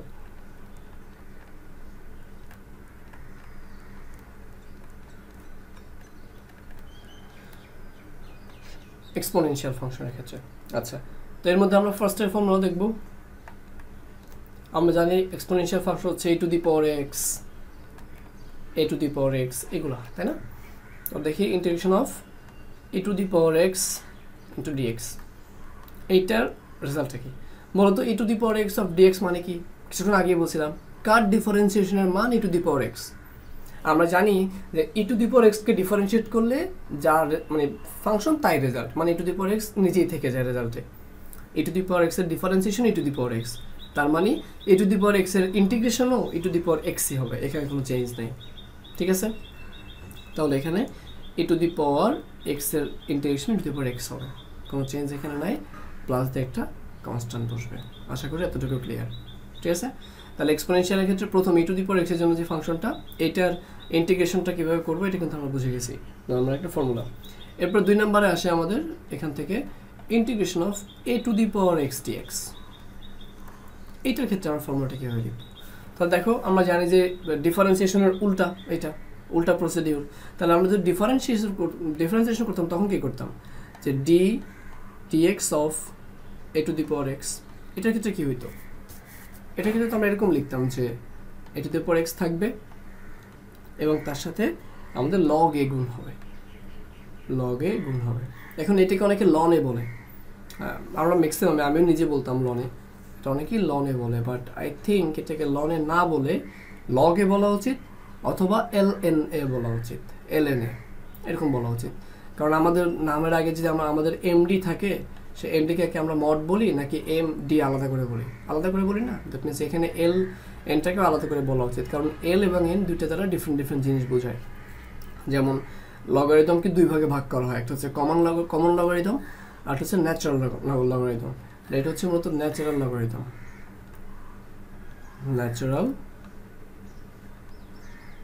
লগারিদম, ঠিক আছে? অথবা এই লগারিদমটাকে আবিষ্কার করছে যে ম্যাথমেটিশিয়ান বা উদ্ভাবন করে যে ম্যাথমেটিশিয়ান, তার নাম হচ্ছে ন্যাপিয়ার। তো সেই ন্যাপিয়ারের নাম অনুসারে অথবা ন্যাচারালের নাম অনুসারে আর লগারিদমের নাম অনুসারে ln আসছে। তো তুমি এটাকে লন বলে, এটা অড লাগে শুনতে, ln বলবো অথবা লগ বলবা, ঠিক আছে? আর যদি অভ্যস্ত থাকো লন বলতে তাহলে বলবো, বাট কাউকে কোনো কিছু প্রেজেন্ট করার সময় বলবো না অ্যাটলিস্ট। তাহলে এটাকে বলবো কি আমরা লগ এ বলবো অথবা ln এ বলবো। এবং আমরা বুঝতে পারতেছি যে ন্যাচারাল লগারিদম এবং নেপিয়ার লগারিদমের পার্থক্য কি? এই পার্থক্য হচ্ছে এটার ভিত্তি বা বেজ, সেই বেজের মান হচ্ছে ই। বেজের মানটা কত? ই। ই এর ভ্যালুটা আমি আগের ক্লাসে বলছিলাম 2.71828 এরকম করে যাবে আর কি, সামনে ইনফাইনাইট সংখ্যক। তাহলে এটা হচ্ছে আমার কি ছিল বলো, এ টু দি পাওয়ার এক্সকে ইন্টিগ্রেট করতে গেলে এ টু দি পাওয়ার এক্সটাকে লিখতাম, তার সাথে ln এটাকে গুণ করে লিখতাম। আর ইন্টিগ্রেশনের ক্ষেত্রে আমরা এ টু দি পাওয়ার এক্সটাকে লিখব, কিন্তু এই ln এটাকে আমরা ভাগ করে লিখব। বোঝা গেছে? এটা হচ্ছে আমার ইন্টিগ্রেশনের সাথে ওই ডিফারেন্সিয়েশনের উল্টা প্রসিডিউরটা বা পার্টটা। এবার তুমি দেখো যে এখানে কোয়েশ্চেন করে কি, যে A to the power X D X means কার ডিফারেন্সিয়েশনের মান A to the power x. তুমি এই পুরো পার্টটাকে ডিফারেন্সিয়েট করে দেখো, তুমি এ টু দি পাওয়ার এক্স কেই ফিরে পাবা, ঠিক আছে? বাট আমরা মনে রাখার জন্য এভাবে পড়ছি যে আমরা এখানে ডিফারেন্সিয়েশনের ক্ষেত্রে ln কে গুণ করতাম, বাট এই পার্টিকুলার কেসে আমরা ln টাকে ভাগ করে দিব এবং প্লাস দিয়ে কি আসবে, একটা কনস্ট্যান্ট আসবে। আশা করি এক্সপোনেনশিয়ালের যে ফর্মুলা দুইটা, এটাও বুঝে গেছে ফান্ডামেন্টাল কথাবার্তা। তবে এখানে আরও কিছু কথাবার্তা আছে, যেমন এখানে আমরা এ তো একটা যে কোনো স্বাভাবিক সংখ্যা, এটা একটা ধ্রুবক, 2 হইতে পারে, 3 হইতে পারে, 5 হইতে পারে, যে কোনো কিছু হইতে পারে। বাট এখন এটার ক্ষেত্রে একটা শর্ত আছে, 1 হইতে পারবে না। এই পার্টিকুলার ফর্মুলার ক্ষেত্রে এর মানটা কি হইতে পারবে না, 1 হইতে পারবে না। অর্থাৎ আমরা যে এখানে ওই যে ln এ যেটা লিখলাম, এটার মান নেভার ক্যান বি, দেখো এই এ যেটা, সে এর মানটা প্রথম কথা 0 হইতে পারবে না, 0 এর থেকে বড় হইতে হবে, ধনাত্মক হইতে হবে। আর সেকেন্ড কথা, এর মানটা 1ও হইতে পারবে না, অর্থাৎ 1 এর থেকেও বড় হইতে হবে। 1 হইতে পারবে না, 0 হইতে পারবে না, এদের মধ্যবর্তী 1-0 মধ্যবর্তী কিছু হইতে পারে, সমস্যা নেই, বাট এটা হইতে পারবে না। কেন হইতে পারবে না দেখাই। প্রথম কথা, এর মান কেন 0 হইতে পারবে না? আমরা সবাই জানি যে লগের প্রপার্টি অনুযায়ী লগের সামনে যেটা বসে এটাকে আর্গুমেন্ট বলে, আর্গুমেন্ট, ঠিক আছে? আর এটার নিচে যা বসে এটাকে আমরা বেস বলি। তো এই আর্গুমেন্টের মানটা সব সময় পজিটিভ থাকতে হয়, লগের সামনে আর্গুমেন্টের মানটা পজিটিভ থাকতে হয়। এটা একটা প্রপার্টি, এটা ফাংশনের চ্যাপ্টার পড়লে ভালো করে বুঝবা। লগের সামনে যে মান থাকবে সেই মানটা সবসময় ধনাত্মক, নট জিরো, জিরো হইতে পারবে না, জিরোর থেকে প্লাস হইতে হবে। ঠিক আছে, তাহলে প্রথমটা বোঝা গেল যে এটা কেন ধনাত্মক, কারণ এটার অবস্থান কোথায়, এই তো লনের সামনে, মানে এলএন এর সামনে। So what is ln? Ln মানে ন্যাচারাল লগ, ওটা তো লগ, তখন এই বেজ হচ্ছে ই। তাহলে বেজ যদি ই হয় তখন এই লগটাকে আমরা কি বলি? এলএন বলি বা ন্যাচারাল লগ বলি। আলটিমেটলি তো লগ। তাহলে লগের সামনে যদি এ থাকে, এখানে যদি এ থাকে, এটার মানটা কি কখনো ঋণাত্মক হইতে পারবে? কখনো জিরো হইতে পারবে? অবশ্যই না। এটার মানটা সবসময় কী হবে? গ্রেটার দ্যান জিরো বা জিরোর থেকে বড় হবে সবসময়। আশা করি এতটুকু ক্লিয়ার। এবার কথা হচ্ছে যে এর মানটা কেন 1 হইতে পারবে না? এর মানটা 1 হলে সমস্যা থেকে আরও তোমাকে বলছিলাম কিছুক্ষণ আগে যে সামথিং বাই জিরো সমান কী হবে? আনডিফাইন্ড হবে, ওইভাবে ম্যাথটা করা যাবে না। তো এখন উপরে দেখো আমার যে এর যে রেজাল্টটা, এই ফাংশনটার রেজাল্টটা আমি যদি উপরে 1 এর জায়গায় 1 লিখি পাওয়ার এক্স দিয়ে, ঠিক আছে, 1 টু দি পাওয়ার যাই তোমার কেন রেজাল্ট 1 আসবে। তাহলে বুঝলাম ফ্র্যাকশনের উপরে বা লবের জায়গাটা 1 আছে, বাট নিচে ln 1 এর মানটা কত? ln 1 এর মানটা কত? ln 1 এর মান হচ্ছে সবসময় 0। কেন 0 একটু এক্সপ্লেন করি। সে ln মানে কি বলো? ন্যাচারাল লগ, যে লগের ভিত্তি হচ্ছে ই, তার এখানে হচ্ছে 1 ইকুয়াল টু 0। এটা কেন 0? আমরা জানি যে লগের একটা রিলেশন আছে, যে বেজের সাথে এই রেজাল্টটাকে পাওয়ার করলে তুমি এখানে এই আর্গুমেন্টটা ব্যাক পাবা। তাহলে ই এর সাথে তুমি পাওয়ার যদি 0 করো তাহলেই তুমি একমাত্র 1 ব্যাক পাইতে পারো। তুমি ই এর পাওয়ার পৃথিবীর 0 ব্যতীত অন্য কোনো কিছু করলে এখানে 1 পাবা না। তুমি এর মান যদি 2 করো, তুমি কি এখানে 1 পাবা? Argument e two the power 2 সমান কত? ই এর মান তো 2 পয়েন্ট সামথিং, এটা করলে 4 পয়েন্ট সামথিং আসবে, ঠিক কিনা? আবার তুমি 3 করলে, -2 করো, যাই করো তুমি কখনো 1 পাবা না যদি তুমি এর পাওয়ারটা 0 না বসো। তাহলে ই এর পাওয়ারটা 0 বসালে যেহেতু আমি আর্গুমেন্টটা ব্যাক পাইতেছি, that means log E of 1 এর ভ্যালু হচ্ছে কত? 0। তাহলে লগ ইফ মানে কি বলো? ln বা ন্যাচারাল লগ। তাহলে natural log of 1 equal to কত হবে? অবশ্যই 0 হবে। তাহলে এখন আমি দেখতে পাচ্ছি যে আমার এখানে নিচে ভাগাকারে এ আছে, লনে আছে বা ln এ আছে। তো ln এ যদি ভাগাকারে থাকে তাহলে সেটার মান আলটিমেটলি কত আসে বলো? 0 চলে আসে। তাহলে যদি হরে যদি কখনো 0 আসে তাহলে আমি কি পুরো ম্যাথটাকে এরকম করে সলভ করতে পারবো? এটা আনডিফাইন্ড হয়ে যাবে না, পুরো ম্যাথটাকে তার করাই যাবে না। তাহলে মানে এখানে বুঝতে হবে যে এই টাইপের এ টু দি পাওয়ার এক্স টাইপের কোনো এক্সপোনেনশিয়াল দেওয়া থাকলে আমাকে অবশ্যই মাথায় রাখতে হবে এর মানটা যেন কখনো 1 না হয়। এর মানটা 1 হলেই ম্যাথটাকে করাই যাবে না। এর মান 2 হইতে পারে, 3 হইতে পারে, 4 হইতে পারে, এগুলো হইতে পারে। আর কখনো নেগেটিভ হইতে পারবে না, কারণ সেটা আমরা দেখাইছি যে লগের সামনে আর্গুমেন্ট যেটা থাকে it never can be negative. And এটা 1 হইতে পারবে না কেন? কারণ এটা ভাগাকারের নিচে আছে, আর নিচে 1 থাকলে লন 1 বাই ln 1 এর মানটা কত চলে আসে? 0 চলে আসে। বোঝা গেছে কথা? তাহলে আমাদের এক্সপোনেনশিয়ালের জন্য এই দুইটা ফর্মুলা মাথায় রাখা লাগবে, বাট সেকেন্ড ফর্মুলা অ্যাপ্লিকেশনের সময় আমাদেরকে একটু সচেতন থাকা লাগবে যে এর মানটা কত এটা। আর এই যে নিচের ব্যাখ্যাগুলো এগুলো হচ্ছে এর মানটা কেন আমি 1 নিতে পারবো না সেটার ব্যাখ্যা। এগুলো তোমার বুঝলেই হবে, চাইলে নোট করতে পারো, আর না করলে সমস্যা নেই। ওকে, তাহলে আমরা বিগেস্ট কয়েকটা পার্ট শেষ করলাম, স্কেলার মাল্টিপ্লিকেশন, লিনিয়ার প্রপার্টি, পাওয়ার রুল এটসেট্রা। এবার আমরা যেটা দেখবো সেটা হচ্ছে ট্রিগোনোমেট্রিক ফর্মুলা বা ট্রিগোনোমেট্রিক ফর্মুলা। এই ফর্মুলাগুলো থেকে প্রচুর ম্যাথ, মানে এই ফর্মুলাগুলো ভালো করে জানা লাগবে, কারণ এগুলো প্রচুর অ্যাপ্লাই হয়। তাহলে ট্রিগোনোমেট্রিক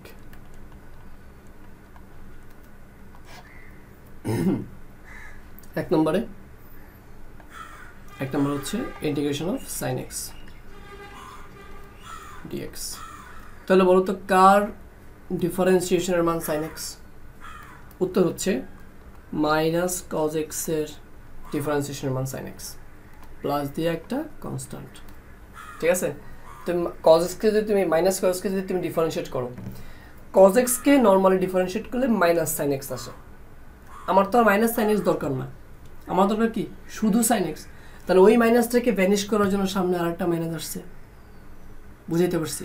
অর্থাৎ আমি যদি এরকম করি যে d dx of minus cos x, এর মানে হচ্ছে ওই মাইনাস 1টা, মাইনাস তো আলাদা থাকে না, মাইনাস 1 আকারে থাকে, তো মাইনাস 1টাকে সামনে নিয়ে আসছি, কারণ ওইটা স্কেলার মাল্টিপ্লিকেশনের প্রপার্টি অনুযায়ী। ডিফারেন্সিয়েশনের ক্ষেত্রে স্কেলার মাল্টিপ্লিকেশন আছে, স্কেলার কোনো ভ্যালু থাকলে এটাকে সামনে আনা যায়। তাহলে এখানে থাকতেছে শুধু ডিফারেন্সিয়েশন অফ কী বলো? cos x থাকতেছে। তাহলে আমার -1 এখানে ছিল, আর cos x কে ডিফারেন্সিয়েট করলে মাইনাস sin x, তাহলে মাইনাস মাইনাস গুণ করলে আলটিমেটলি প্লাস sin x আসতেছে। তাহলে দেখো তো কাকে ডিফারেন্সিয়েট করে sin x পাচ্ছি? মাইনাস cos x কে ডিফারেন্সিয়েট করে sin x পাচ্ছি। সুতরাং sin x কে ইন্টিগ্রেট করলে রেজাল্ট কি পাবো মাইনাস cos x পাবো।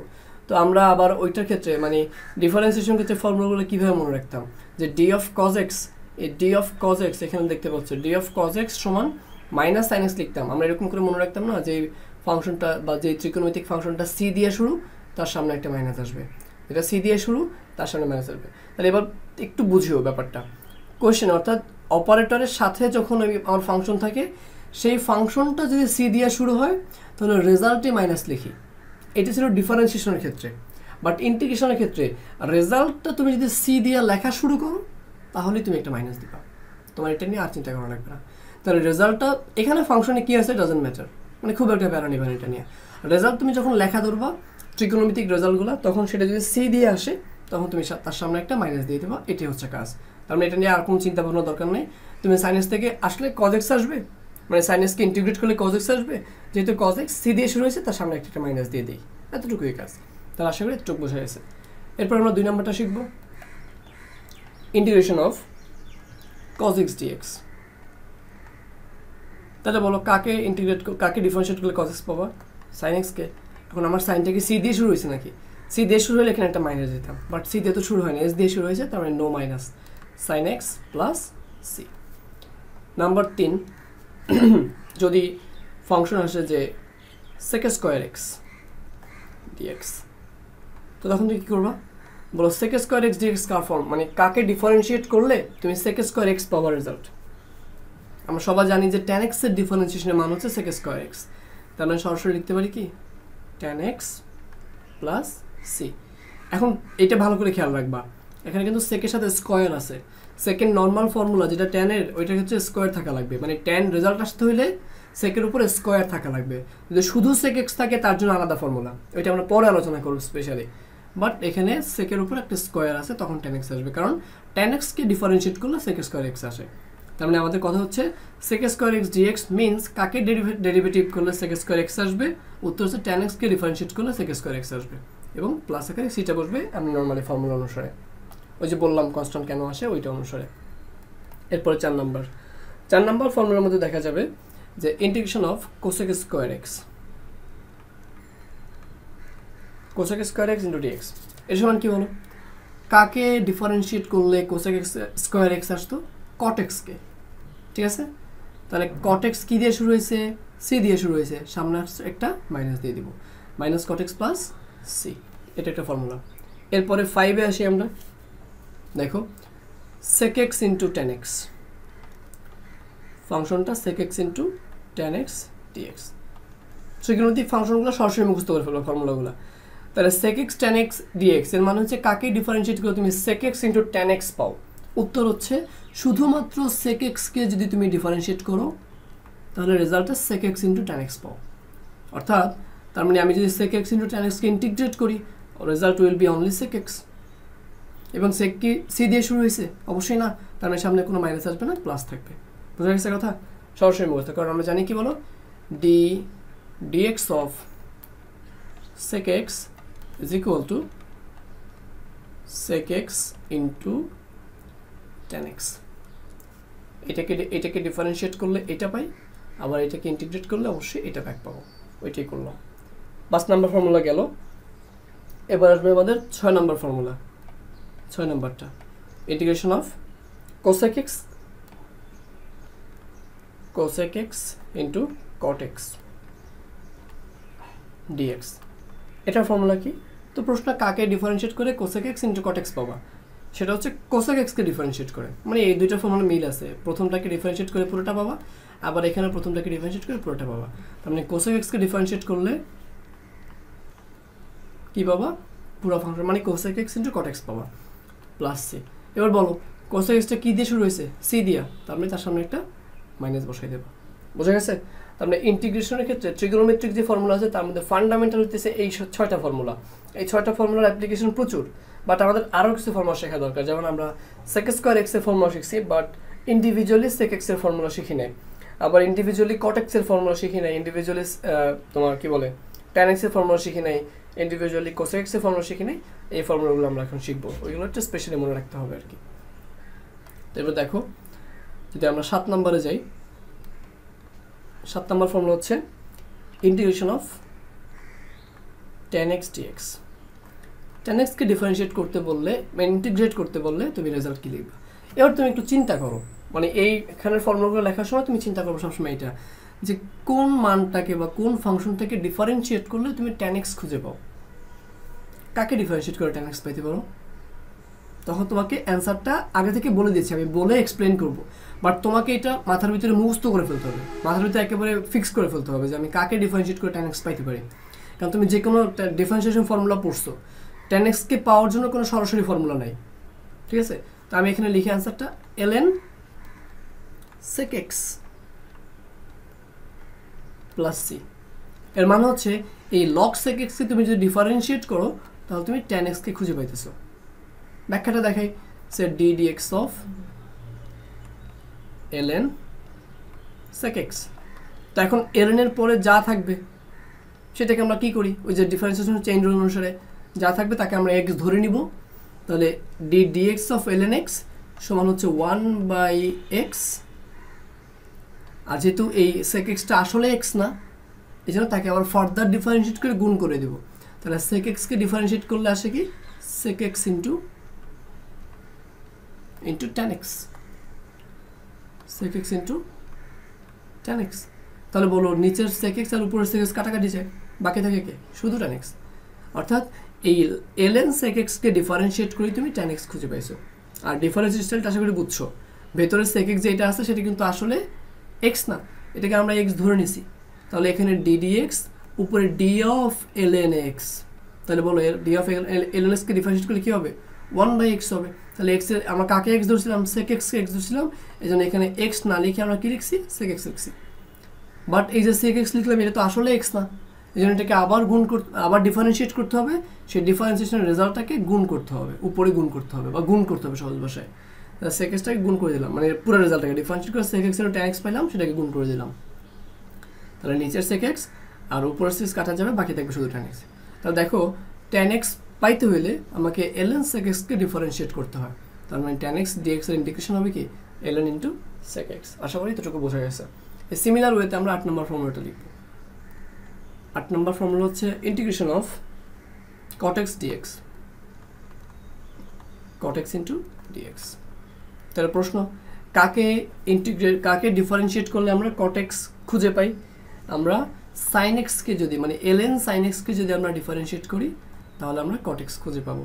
কারণ হচ্ছে ওই যে ln এর পরে থাকলে sin x টা নিচে চলে যাবে, আবার sin x কে ডিফারেন্সিয়েট করলে আরেকবার আসবে cos, তাহলে আলটিমেটলি আসবে cos by sin equal to cot, বোঝাই যাইতেছে। তাহলে cot x আমরা কাকে ডিফারেন্সিয়েট করে পাবো ln sin x কে। এটা তো এক্সপ্লানেশন, বাট আলটিমেটলি তোমাকে এগুলো মুখস্থ করতে হবে। সরাসরি যদি কষ্ট করে মুখস্থ করে ফেলতে পারো তাহলে দেখবে ম্যাথ কতটা ইজি, মানে ইন্টিগ্রেশন কতটা ইজি লাগবে। আর এগুলো যদি মানে ভালো করে মুখস্থ না থাকে তাহলে কিন্তু ইন্টিগ্রেশন মনে লেখা টাফ হয়ে যাবে। ছোটো ছোটো সিলি ফর্মুলা আমরা সবসময় দেখবো যে tan x কে ইন্ডিভিজুয়ালি ফর্মুলা শিখি না, আবার cot x কে আলাদা করে শিখি না, এগুলো আমরা হিসাব করে বের করতে চাই, তখন ঝামেলা লাগে। বাট আমরা tan x cot x এগুলো আলাদা শিখে ফেলবো। তাহলে সেক্ষেত্রে মানে ln sec x বা log sec x, আর cot x এর ক্ষেত্রে log sin x। আচ্ছা, এরপরে আসি 9 নম্বরে। 9 নম্বরে integration of sec x dx। দেখো উপরে শিখছিলাম কি sec স্কয়ার x এর, এটা sec স্কয়ার x ছিল, তখন রেজাল্ট tan x আসছে। বাট এবার আমরা দেখবো ইন্ডিভিজুয়ালি sec x কে ইন্টিগ্রেট করলে রেজাল্টটা কি আসে। sec x কে ইন্টিগ্রেট করে রেজাল্টটা আসে ln sec x plus tan x, ln sec x plus tan x। বুঝা গেছে? তাহলে দেখো তো তুমি কাকে ডিফারেন্সিয়েট করলে sec x খুঁজে পাবা, ln sec x plus tan x কে ডিফারেন্সিয়েট করলে তুমি sec x খুঁজে পাবা। দেখ একটা জিনিস খেয়াল করছো, এই যে পরে আমরা স্পেশাল টাইপের অর্থাৎ সাইন আর কজ ব্যতীত, এখানে সাইন আর কজ ব্যতীত এই বাকি যতগুলো ফর্মুলা শিখতেছি আমরা ইন্টিগ্রেশনের মানে ট্রিগোনোমেট্রিক রেশিওর, প্রত্যেকটা ক্ষেত্রে কিন্তু ln আসতেছে। তারপরে ln এর পরে ওইটা বসতে, প্রথমটা tan এর ক্ষেত্রে sec বসতেছে, cot এর ক্ষেত্রে sin বসতেছে, আবার sec এর ক্ষেত্রে sec x plus tan x বসতেছে। সিমিলারলি cosec x এর ক্ষেত্রে কি হবে আশা করি গেস করতে পারতেছো যে 9 নম্বরে 10 নম্বরে integration of cosec x into dx equal to ln cosec x plus cot x and plus হচ্ছে আমাদের ধ্রুবক, বুঝা গেছে? সরি, এটা cosec x minus cot x, not plus. এখানে একটা মাইনাস আসবে, ভেতরটা একটা মাইনাস থাকবে। তো আশা করি এতটুকু ক্লিয়ার। অর্থাৎ ত্রিকোণমিতিক রেশিওর যে ফর্মুলাগুলো আছে সেই ফর্মুলাগুলোকে আমরা খুব ভালো করে শিখে ফেললাম। এবার হচ্ছে আমাদের লাস্টের টার্মটা, এবং এটা মোটামুটি অনেক ইম্পর্ট্যান্ট, যদিও এখানে লাস্টে যে ফর্মুলাগুলো শেখাবো এগুলোর প্রথম চ্যাপ্টারে এই ফর্মুলাগুলোর তেমন কোনো অ্যাপ্লিকেশন নাই, খুব কম আছে আর কি, বাট এগুলো আমাদের পরবর্তীতে কাজে লাগবে, অন্যান্য জটিল জটিল ম্যাথ করতে গেলে অথবা এডমিশনে কাজে লাগবে। লাস্টের দিকে জটিলগুলো, বাট প্রথম দিকে এগুলো কাজে লাগবে। তার মানে আমরা এবার শিখবো অ্যালজেব্রিক ফাংশনের ফর্মুলা। তাহলে অ্যালজেব্রিক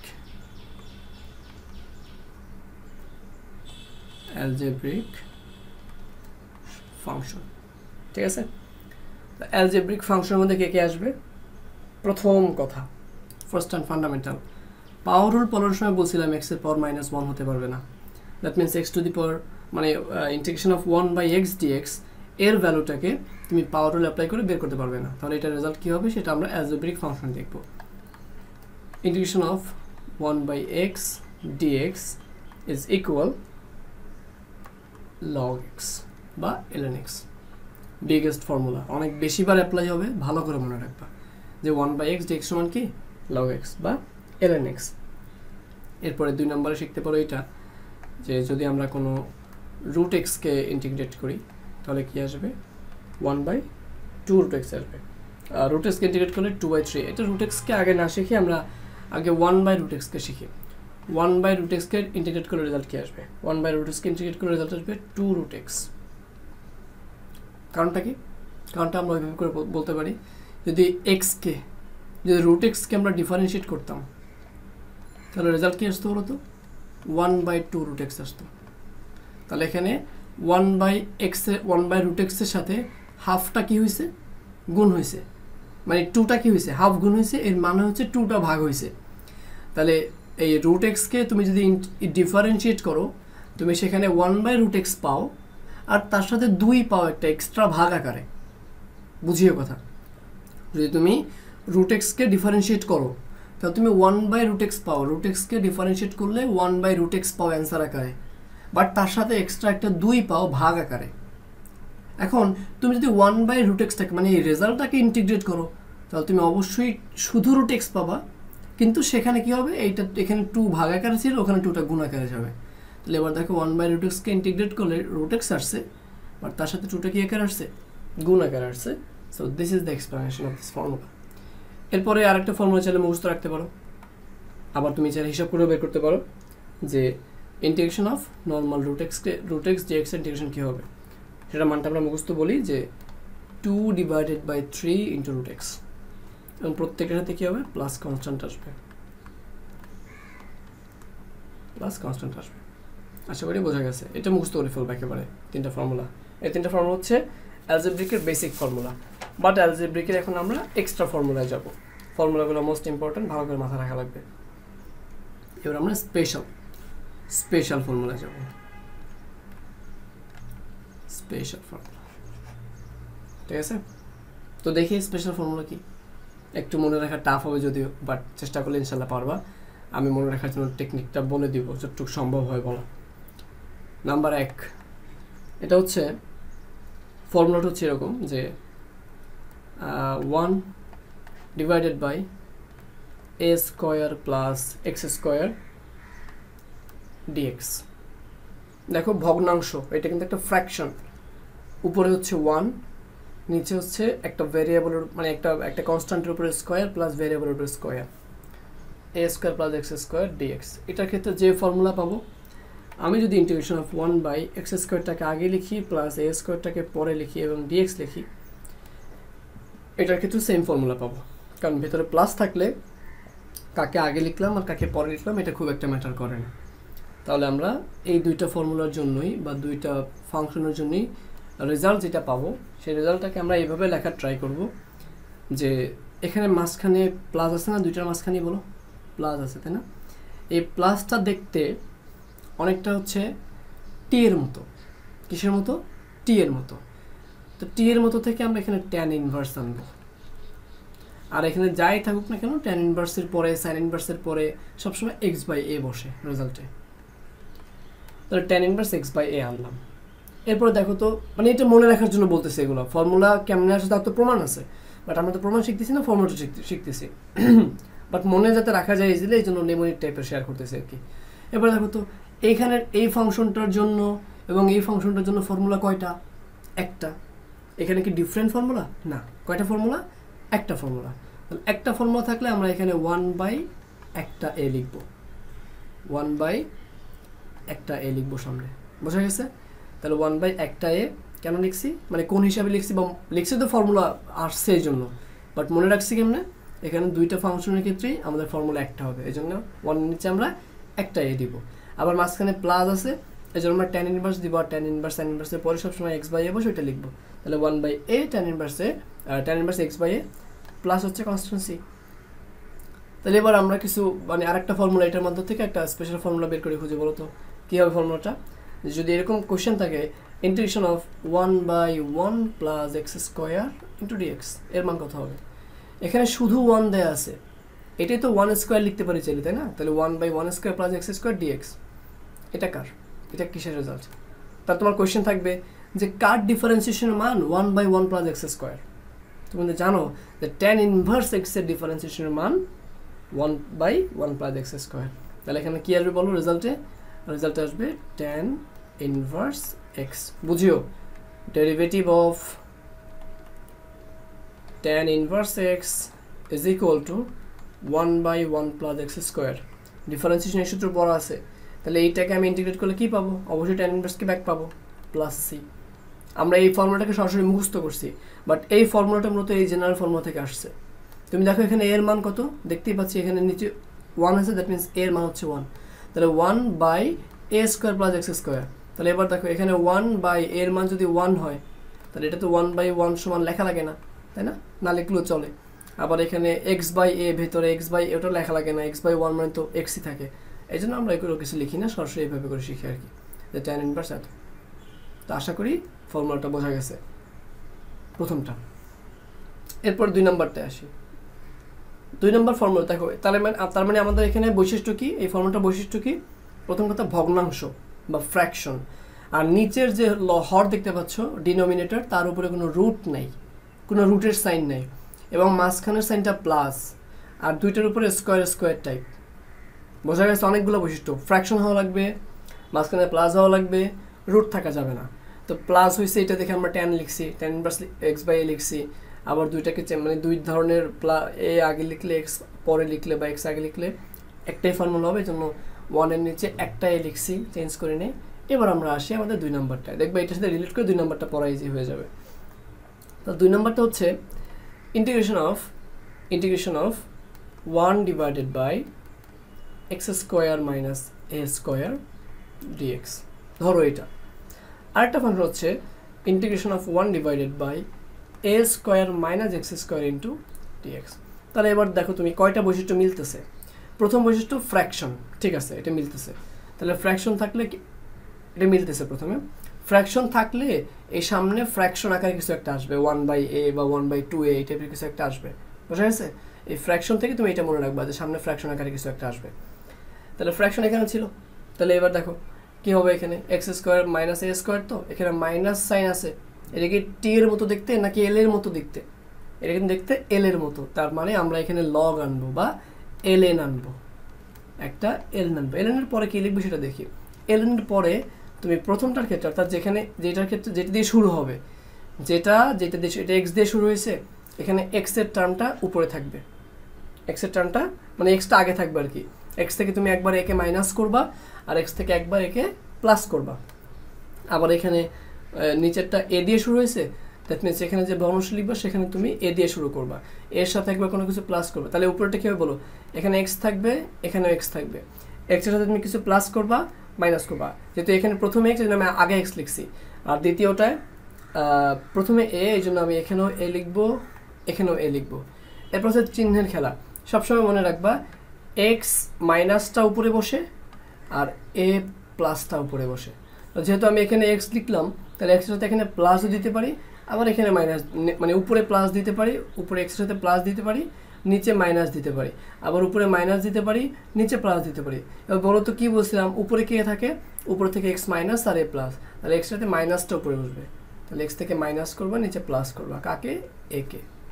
আবার এখানে এর সাথে কে থাকে উপরে, এ প্লাস উপরে থাকে, তাহলে এর সাথে প্লাস করবা এক্সকে, এর সাথে মাইনাস করবা এক্সকে।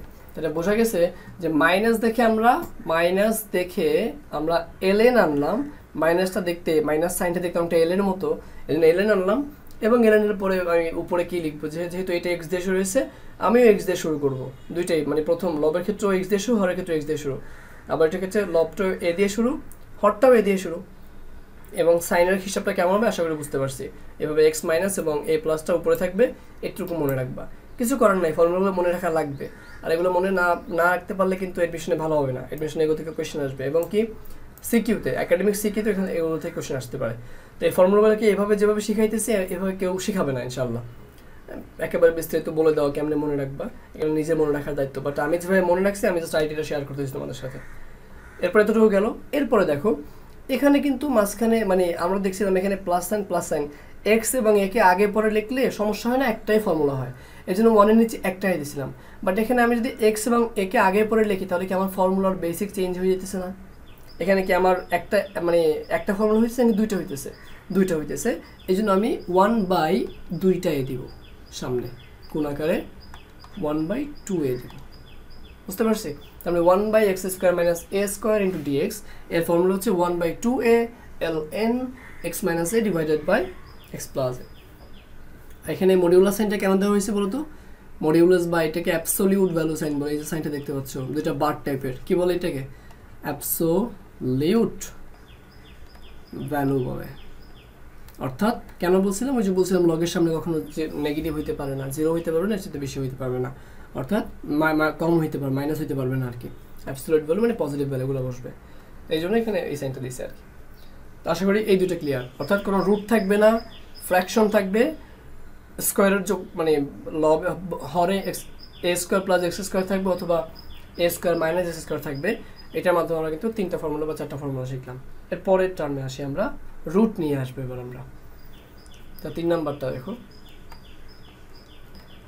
3 নাম্বারটার ক্ষেত্রে integration of 1/√x² + a² dx।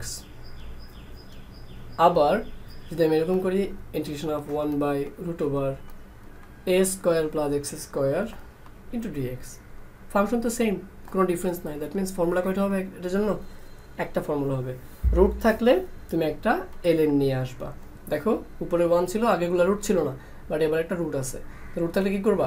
ln নিয়ে আসবা। প্লাস থাকলে কোনো ঝামেলা নেই, শুধু ln আনবা। ln আনার পরে তুমি এরকম একটা অ্যাবসলিউট ভ্যালু সাইন দিবা, তারপরে x লিখবা, প্লাস লিখবা, √ হরটা লিখে দিবা। হর কত? x² + a² এটা লিখে দিবা।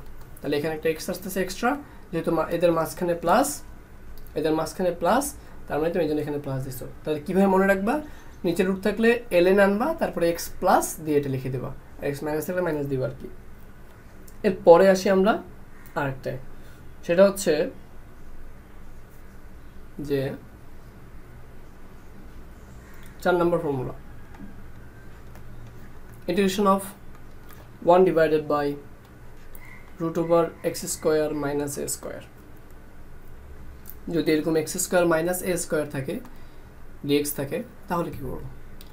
তাহলে ফর্মুলা চেঞ্জ হয়ে যাবে।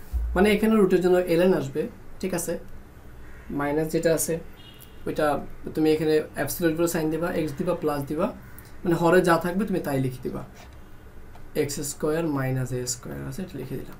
অর্থাৎ এই দেখো ভালো করে খেয়াল করো, এইখানে অর্থাৎ x এর মাঝখানে প্লাস আছে নাকি মাইনাস আছে, এটার উপরে কিন্তু এই মাঝখানের সাইন ডিপেন্ড করে না। মাঝখানে সাইন অলওয়েজ প্লাস, এখানেও প্লাস, নিচেও প্লাস। যেহেতু এখানে মাইনাস আছে দেখো, বাট এখানে কি বসছে? প্লাস বসছে। এখানে প্লাস ছিল, তাও এখানে প্লাস বসছে। তার মানে এখানে মাঝখানে গেছে, তা কিন্তু এই পাশে লেখার জন্য গুরুত্বপূর্ণ না বা ম্যাটার করে না। তোমাকে আলটিমেটলি ln লিখতে হবে, কি দেখে? রুট দেখে ln লিখতে হবে, অ্যাবসলিউট ভ্যালু সাইন দিতে হবে। ln লেখার সাথে সাথে তোমার এখানে কাজটা করতে হবে, রুট দেখে যে ln x প্লাস নিয়ে আসতে হবে। তারপরে এখানে হরে যা ছিল তাই বসবে, এখানে হরে যা আছে তাই বসবে হুবহু। So that is the formula of √x, এরকম থাকলে আর কি। এখন দেখো রুটের পরে যদি ভেতরে যদি এক্স স্কোয়ার মাইনাস এ স্কোয়ার থাকে, এই ক্ষেত্রে যে ফর্মুলা রুটের ভিতরে যদি এ স্কোয়ার মাইনাস এক্স স্কোয়ার থাকতো তাহলে কিন্তু ফর্মুলা সেম হইতো না, চেঞ্জ হয়ে যেত। তাহলে কী ফর্মুলা হইতো সেটা একটু দেখি। যদিও এটা একটু মানে আমরা কোনো টাইপের ভিত্তিতে ফেলে নাই, কারণ এটা মনে রাখা ইজি আছে, কারণ আছে একটা দেখাচ্ছি। দেখো এখানে আমরা এ স্কোয়ার মাইনাস এক্স স্কোয়ার লিখতে পারতাম ইন্টু ডিএক্স। তো এটার ক্ষেত্রে রেজাল্টটা কী আসবে? এটার ক্ষেত্রে রেজাল্ট আসবে sine inverse x divided by a plus c. তুমি দেখো তো এখানে এ স্কোয়ার আছে, এর মানটা কি 1 হইতে পারে না? বলো, এইরকম হইতে পারে না যে integration of 1/√1 minus x square into dx. তা তুমি কি বলবা যে কার ডিফারেন্সিয়েশনের মান 1 minus √1 minus x square, 1/√1 minus x square, এটা কার ডিফারেন্সিয়েশনের মান? সাইন ইনভার্স এক্স এর ডিফারেন্সিয়েশনের মান হচ্ছে √1 minus x square, 1/√1 minus x square. তাহলে দেখো নিচে রুট এবং এখানে সামথিং একটা সংখ্যা 2 থাকলে তো তাকে আমরা √2 স্কোয়ার লিখতে পারি, সংখ্যা থাকে তাকে স্কোয়ার বানাইতে পারি। এরপরে মাইনাস এক্স স্কোয়ার, এই ফরমেশনটাই সাইন ইনভার্সের সাথে কানেক্টেড, দেখতেই পারতেছি আমরা। ডিফারেন্সিয়েশন পড়লে তুমি সাইন ইনভার্সকে ডেরিভেটিভ করলে এটা পাবা, ব্যাক পাবা, এই ফাংশনটাকে ব্যাক পাবা। তার মানে এই পুরো ফাংশনটাকে ইন্টিগ্রেট করলে অবশ্যই সাইন ইনভার্স রিলেটেড কিছু আসবে। তাহলে এখানে আমার যেহেতু নিচে এখানে শুধু 1 ছিল, এই জায়গাটা 1 ছিল, এই জন্য আমার এখানে এক্সের নিচে 1 এটা লেখা লাগেনি। বাট এবার এখানে যদি এ থাকে তাহলে আমার এক্সের নিচে এটা লেখা লাগবে। তো আমি এই ফর্মেটটা দেখি, অর্থাৎ something square minus x square আমার রুট, এই চেহারাটা দেখে বুঝে যাবো যেটা সাইন ইনভার্স এর সাথে কানেকশন আছে। আমি সরাসরি সেখান থেকে ফর্মটা লিখে ফেলবো আর কি। তো আশা করি এতটুকু ক্লিয়ার। এরপরে আমরা লাস্ট আর একটা ফর্মুলা শিখবো, এখান থেকে মোটামুটি এগুলোই কাজে লাগবে। আর বেশি আরও আছে অনেক ফর্মুলা, বাট এগুলো বলতে গেলে কমপ্লিকেসি বাড়বে, মনেও থাকবে না, তোমাদের লাগবেও না, লাগলে সেটা পরে ম্যাথে বলবো ইনশাল্লাহ। আর 6 নম্বর ফর্মুলাটা হচ্ছে আমাদের √, ইন্টিগ্রেশন অফ কোনো ফ্র্যাকশন না, শুধু √, এক্স স্কোয়ার প্লাস এ স্কোয়ার ডিএক্স। এরকম যদি থাকে তাহলে তার মানটা হইতেছে তুমি এখানে একটা x/2 আনবা, তারপরে তার সাথে এই রুটের ভেতরের পার্টটাকে গুণ করবা, এক্স স্কোয়ার প্লাস এ স্কোয়ার। এরপরে প্লাস দিয়া একটা a²/2 আনবা এবং তার সাথে তুমি ln দিয়া, তারপরে ln এর মনে রাখবা যে lnটা আমরা সাধারণত আমরা ln x প্লাস আকারে আনি, ln x প্লাসের সাথে তুমি ভেতর এই পুরা রুটটা সহ করে দেবে আর কি, মানে রুটের ভেতরটা না, পুরা রুট ইনক্লুডিং। দেখো এখানে কি লিখছে x/2, তারপরে এই ইন্টিগ্রান্ডটাকে লিখে দিছি, পরে a²/2 ln x প্লাস, আবার পুরো ইন্টিগ্রান্ডটাকে লিখে দেবা x² plus a² and plus c. So this is the basic formula of integration of কি বলে √x² plus a² dx, এটা ফর্মুলা। এটা পর্যন্ত মুখস্থ রাখলেই চলবে, বাট পাশাপাশি আরও কিছু ফর্মুলা, আরও 2টা ফর্মুলা লিখে রাখতে পারো যদি মানে কাজে লাগে আর কি। তাহলে যেমন এখানে x² plus a² আছে, এবার আমরা প্লাসের জন্য শিখছি, এবার মাইনাসের জন্য দেখবো। তো 7 নাম্বারটা দেখো, integration of √x² minus a² dx। এটা ফর্মুলার ক্ষেত্রে x/2 আসবে, রুটের মানে রুটটা বসাই দেবা, √x² minus a² বসাই দেবা, তারপরে এখানে একটা মাইনাস আনবা, a² ডিভাইডেড বাই 2 আনবা একটা, তারপরে ln আনবা, x প্লাস আনবা, তার সাথে এই রুটের পুরো পার্টটা বসাই দেবা। সেটা কি হবে? √x² minus a² plus c। Easy তো, একই টাইপের, শুধু এখানে প্লাসের জায়গায় সাইনটা মাইনাস হয়ে গেছে, ঠিক আছে? এখানে মাইনাস এই জন্য, বাট মাইনাস এই জন্য এইভাবে না, আসলে মাইনাস রিলেটেড দুইটার ক্ষেত্রে যদি এক্স আগে থাকে তাহলে এখানে মাইনাস বসবে, আর যদি এ আগে থাকে, সে 8 নম্বরে দিলাম √a² minus x² dx। এটার ক্ষেত্রে x/2 বসাবা, তারপরে রুটের ভিতরে পার্টটা আনবা, a² minus x², দেন এখানে তুমি কি দিবা বলো? এখানে প্লাস সাইন দিবা, এখানে প্লাস সাইন দেওয়ার পরে এ আছে এই জন্য প্লাস, ওই যে এর সাথে প্লাস বসে, আমরা এইভাবে মনে রাখছিলাম এক্স এর সাথে কি বসে? মাইনাস বসে, ওই যে মনে আছে এখানে, এবার মনে রাখবো, এ প্লাস শব্দটা তো আমাদের পরিচিত। তাহলে এক্স এর সাথে মাইনাস, এর সাথে কি হবে? প্লাস। এইভাবে টেকনিক্যালি মনে রাখতে পারো। যদি এখানে এক্স দিয়ে শুরু হয় তাহলে মাঝখানে মাইনাস থাকবে, মানে এক্স দিয়ে যদি শুরু হয় এখানে, হ্যাঁ এখানে এক্স দিয়ে শুরু হলে মাঝখানে মাইনাস থাকবে, আর এ দিয়ে শুরু হলে মাঝখানে প্লাস থাকবে। তারপরে সিমিলারলি আমাদের কি বসবে? a²/2 আসবে, তার সাথে ln x প্লাস আসবে, এবং তার সাথে আমার পুরো রুটের পার্টটা বসে যাবে, √a² minus x² প্লাস কনস্ট্যান্সি। বোঝা গেছে? এগুলো সব এই প্রথমটা মনে রাখলে হবে, এই দুটো মনে রাখতে পারো চাইলে। এগুলো স্পেশাল ফর্মুলা, হ্যাঁ এগুলো একটু জটিল টাইপের, বাট আমি যেভাবে বলছি এর পরে আর বলা যায় না। হ্যাঁ এটা এখান থেকে এগুলো মুখস্থ রাখা ইজি হবে, একটু টাইম দিতে হবে। আমি একটা কথা বারবার বলে দিই, তোমরা ইন্টারে পড়ো, তো ইন্টারে পড়লে অনেকে মানে তোমাদেরকে অনেক সময় অনেক মানুষ বলবে যে ম্যাথ শুধু বুঝতে হবে।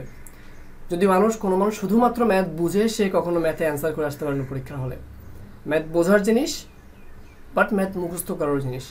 ম্যাথের 60% মুখস্থ প্লাস 40% বুঝতে হবে, কিন্তু এই 40% আগে করতে হবে, তারপরে 60% করতে হবে। অর্থাৎ 40% যে বুঝতে হবে সেটা আগে বুঝে নিতে হবে, তারপরে 60%-এর কাজ হচ্ছে মুখস্থ করে এটা করতে হবে। এখন তুমি যদি 40% জাস্ট বুঝেই বসে থাকো, তার মানে হিউজ একটা অ্যামাউন্ট, 60% এফোর্টকে তুমি না বলে দিচ্ছ, তুমি কীভাবে ম্যাথটা পারবা? আবার বোঝাটা মেইন, না বুঝলে এই 60% করাই পসিবল না। না বুঝলে তুমি মুখস্থই করতে পারবে না, তাহলে তুমি এই 40%-কে ইগনোর করেও 60% করতে পারবে না, অর্থাৎ না বুঝে তুমি মুখস্থও করতে পারবে না। বুঝতে পারছি? অর্থাৎ 40% বোঝা ঠিক আছে, বাট এইটা ফান্ডামেন্টাল, এইটা বোঝার পরে তোমাকে 60% মুখস্থ করতে হবে। এই প্রত্যেকটা ম্যাথের চেহারা, ফর্মুলাগুলোর শেপ কেমন, একেবারে মাথার ভিতর গেঁথে নিতে হবে।